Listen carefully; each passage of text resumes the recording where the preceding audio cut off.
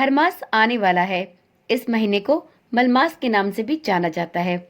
इसकी शुरुआत कब से हो रही है और इस महीने में ऐसे कौन से कार्य हैं जो नहीं करने चाहिए? साथ में एक ऐसा कौन सा कार्य है जिसको महिलाओं को कभी भी भूलकर नहीं करना चाहिए जब खरमास का समय चल रहा हो? इन सभी सवालों के जवाब आपको इस वीडियो में दिए जाएंगे, तो थोड़ा समय निकालकर वीडियो को पूरा देखें, क्योंकि खरमास बस 1-2 दिनों में ही शुरू होने वाला है। ओम नमः शिवाय, जय श्री कृष्णा। आप सभी का सनातन धर्मसार चैनल पर बहुत बहुत स्वागत है। मित्रों, बस कुछ ही दिनों में खरमास आने वाला है। इस महीने को मलमास के नाम से भी जाना जाता है। इसकी शुरुआत 15 दिसंबर से हो रही है, जब आत्मा और शक्ति के कारण सूर्य गुरु की राशि धनु और मीन में भ्रमण करते हैं, तो सूर्य की स्थिति कमजोर मानी जाती है। मान्यता है कि इस समय किए जाने वाले कार्यों में स्थायित्व में कमी होती है और इसीलिए इस महीने को मलमास के नाम से जाना जाता है।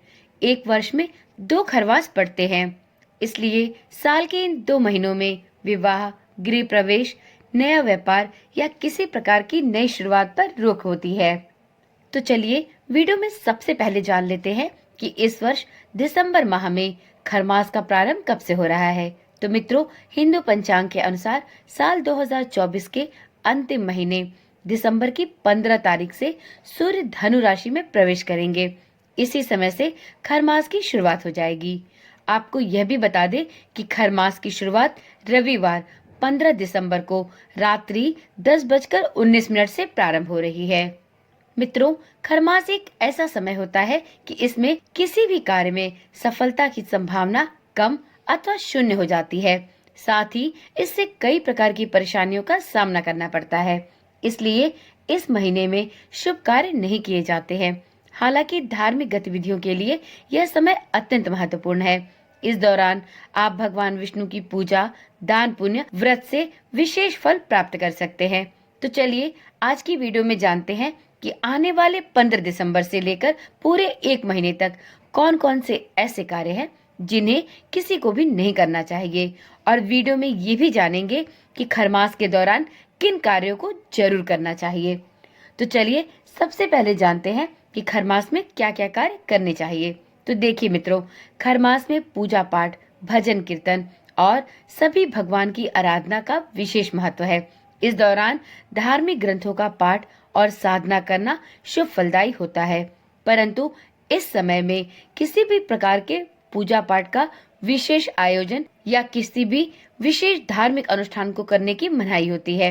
आप अपने घर में भगवान की पूजा तो कर सकते हैं, आप घर में धार्मिक ग्रंथों का पाठ कर सकते हैं, मंत्रों का जाप कर सकते हैं, परंतु किसी भी प्रकार के धार्मिक अनुष्ठान इस समय में नहीं किए जाते। तो इस बात का ध्यान रखते हुए आप भगवान की पूजा घर में ही करें, ना कि किसी भी प्रकार के भव्य धार्मिक अनुष्ठान का आयोजन। इसी प्रकार से खरमास में सभी जरूरतमंदों को भोजन, वस्त्र, धन और अन्य वस्तुओं का दान करना भी बहुत शुभ माना जाता है। मलमास महीने में व्रत और ध्यान बहुत लाभकारी माना जाता है। इससे भगवान विष्णु का आशीर्वाद और मानसिक शांति भी प्राप्त होती है।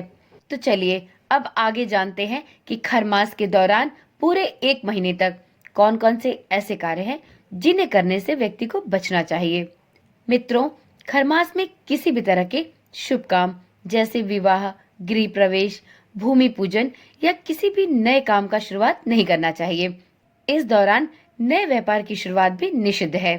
खरमास में तामसिक भोजन से परहेज करना चाहिए। जितना संभव हो सके शाकाहारी और सात्विक भोजन ही ग्रहण करना चाहिए। मित्रों, खरमास में नया वाहन या किसी भी नई वस्तु या मकान इत्यादि खरीदने की योजना अगर है तो इसे टालना ही बेहतर होगा। आप खरमास के बाद ही किसी भी प्रकार की नई सामग्री, वाहन या मकान खरीद सकते हैं। इस महीने में आप इस प्रकार के क्रय विक्रय से बचकर रहें।